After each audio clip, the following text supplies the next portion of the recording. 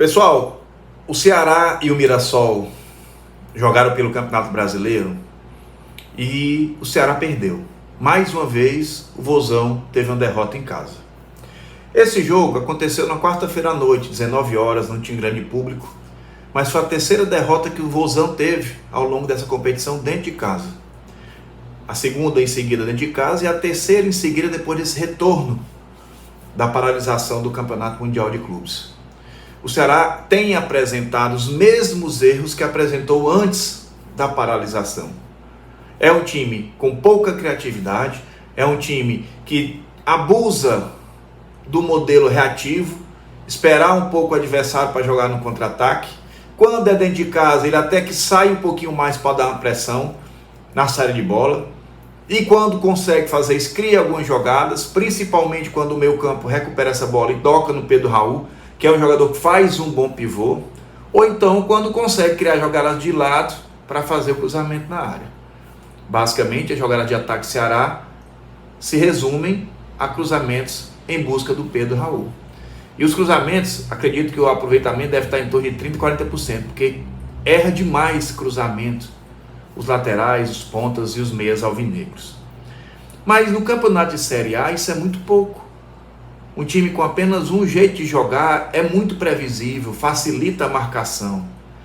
Enquanto o time estava tendo defensivamente uma boa postura, levando poucos gols, sabendo sofrer, porque o time com baixo poder aquisitivo em relação aos grandes clubes do Brasil.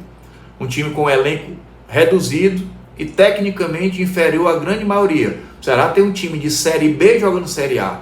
Acredito até que na Série B tínhamos o Saulo Mineiro e o Eric Puga, que eram até jogadores melhores do que os que estão lá hoje. Então, se for analisar, com exceção da chegada do Dieguinho e do Pedro Raul, os demais jogadores estão abaixo do que estavam aqui antes.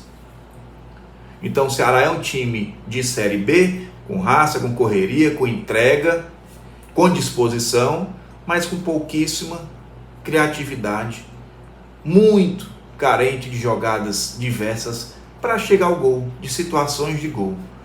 O Ceará não tem um bom meio, o Mugni é um jogador extremamente irregular, some da partida, preguiçoso. O Ceará não tem atacantes para fazer uma suplência ao Galeano, que é um jogador mediano, esforçado, que tem um bom oportunismo, muito menos ao Pedro Raul, que é o único jogador que realmente leva perigo ao adversário durante toda a partida.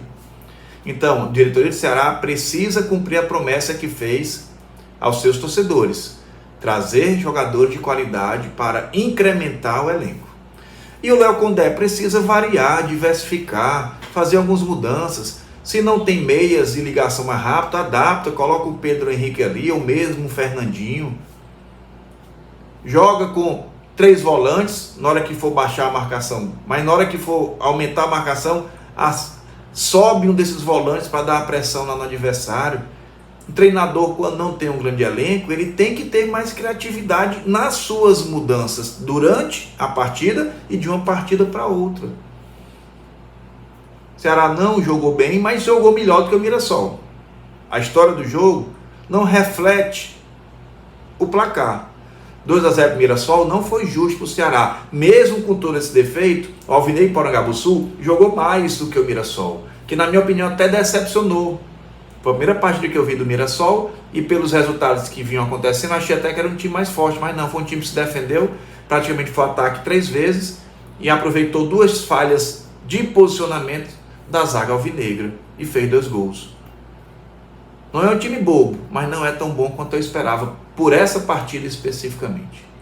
Alguns destaques negativos do Ceará. O Marlon voltou muito mal da paralisação, tem falhado nos jogos, tem acontecido gols nas suas falhas. Os 2 laterais do Ceará, o Rafael Ramos e o Nicolas, muito fracos em relação aos titulares, erraram tudo, tiveram 100% de aproveitamento negativo nessa partida. O meio-campo do Ceará não cria. Na verdade, o principal criador de jogada no meio-campo do Ceará é o Dieguinho, quando consegue fazer uma arrancada, fazer uma aproximação com o Pedro Raul. Mugni, nulo. Lourenço entrou também nulo. Matheus Araújo, pior ainda. E o Pedro Henrique, que é aquele jogador afoito, acelerado, apressado. Praticamente não termina uma jogada com sucesso. Então o Ceará tem muitos pontos negativos que precisam ser melhorados. Tem tempo, está acabando o primeiro turno. Só que agora vamos ter aí 3, 4 jogos contra times que estão lá em cima.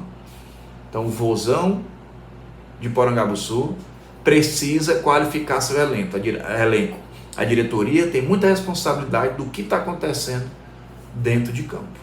Léo Condé também, porque precisa ter mais criatividade, mudar o jeito de jogar. Tentar, sim, de maneiras mais inusitadas, fazer omeletes sem tantos ovos de qualidade.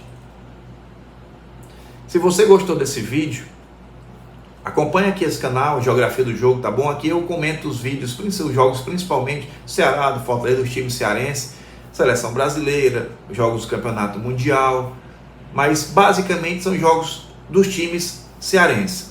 Então, se inscreve aqui nesse canal, curte, assina, tá bom? O que é que se espera para frente?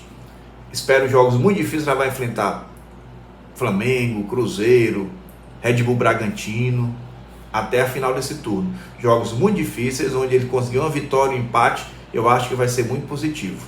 O importante agora é parar de perder. Jogar de maneira segura, e um time que joga em reação, ele não pode ter erro, é erro zero.